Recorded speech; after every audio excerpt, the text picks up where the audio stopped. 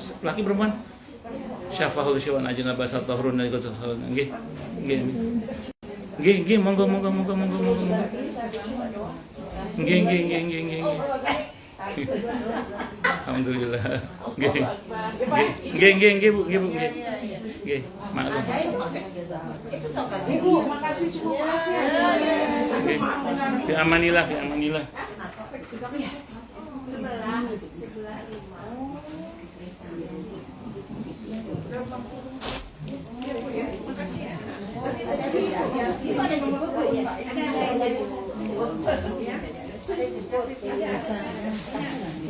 mandi.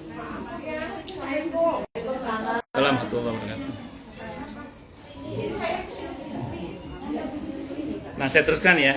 Jadi dari hadis itu kemudian bisa kita ketahui bahwa kesaksian orang tentang orang yang meninggal bagi orang baik itu menjadikan orang itu dinilai oleh Allah baik.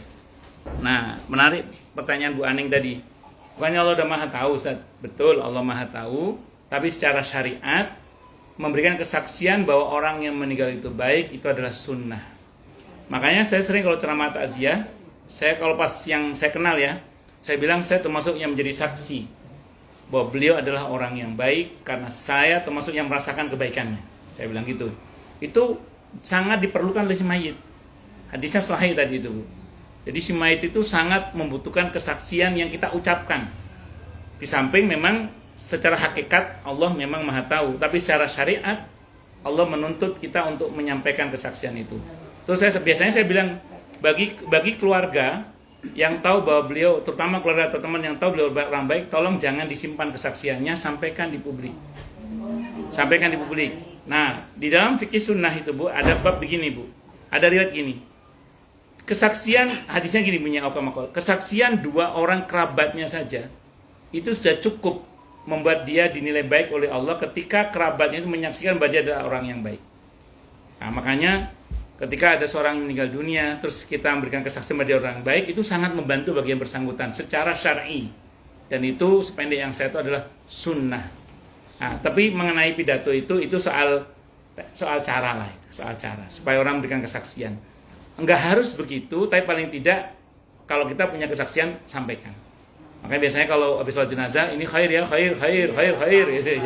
Ya, kalau saya tahu dia khair ya saya bilang khair. Kalau saya nggak tahu ya khair deh. Ya mudah-mudahan khair bener itu. Ya, tapi kalau saya tahu betul, saya tulus menyaksikan itu. Matan nggih, Bu nggih. Wallahu a'lam bishawab. Yang kedua apa tadi tentang? Kalau kita ada taubat. Oh, gitu.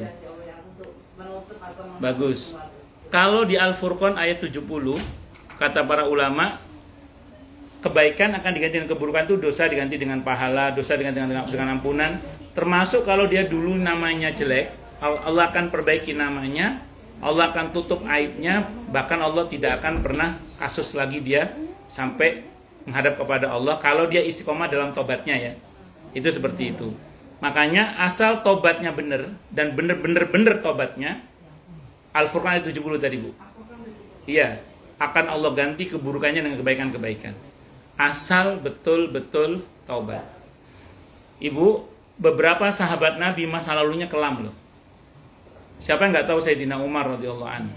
Siapa yang tidak tahu misalnya Abi Dzar Al-Ghifari radhiyallahu anhu, dulunya ya siapa mereka? Tapi begitu mereka bertobat, masa lalu mereka seperti tertutup begitu saja, yang ada aneka kemuliaan dan harumnya nama-nama beliau itu. Dulu ada ulama besar, wali besar, namanya Fudail bin Iyad radhiyallahu anhu. Siapa dulunya? Perampok dulunya beliau. Tapi ketika beliau bertobat dan betul-betul bertobat, Allah harumkan namanya, dituliskan dengan tinta emas, dicatat kemuliaannya. Orang sudah seperti melupakan masa lalu beliau. Itu seperti itu. Asal tobat, Bu. Dan saya ulang, berapa banyak orang yang dulunya bagaimana, begitu tobat kan Allah rubah. Ada dulu Anton Medan, ada John Indo, ya siapa yang sungguh-sungguh bertobat dan siapa yang pura-pura bertobat. Memang ngeten Bu Haji, rumusnya gini, jangan berhenti bertobat karena banyak maksiat, tapi teruslah bertobat sampai bosan maksiat. Kita ini makhluk yang manusia yang kadang ada putusnya, yang penting sambung lagi.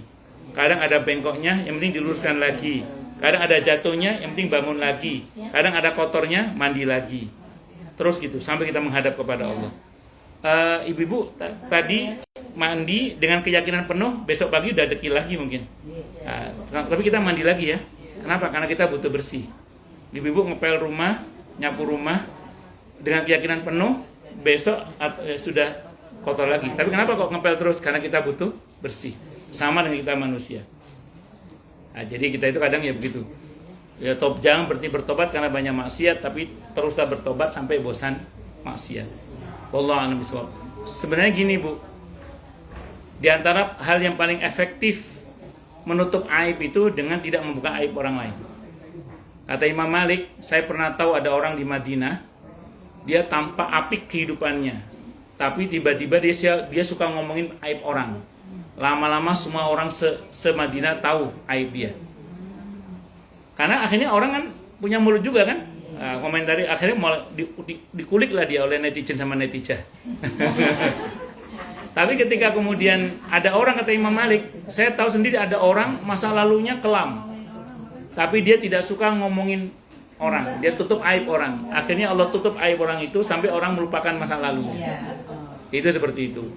Yang kedua, cara kata Imam Syafi'i, cara terbaik kita doakan dengan suratul Fatihah untuk Bu RW baru. Mudah-mudahan diberi kemauan dan kemampuan dari Allah untuk mengemban amanah dengan baik dan benar, sehingga kemudian menjadi RW yang sukses membawa warganya mulia dunia akhirat, berkah dunia akhirat. Al-Fatihah. A'udzubillahi minasyaitonirrajim. Bismillahirrahmanirrahim. Alhamdulillahirabbil alamin arrahmanirrahim. Maliki yaumiddin. Iyyaka na'budu wa iyyaka nasta'in. Ihdinas siratal mustaqim. Siratal ladzina an'amta 'alaihim ghairil maghdubi 'alaihim waladdallin. Amin. Saya kira subhanakallahumma bihamdika asyhadu an la ilaha illa anta astaghfiruka wa atubu ilaik. Sallallahu alaihi Muhammad wa ala alihi wasallam. Saya mohon maaf.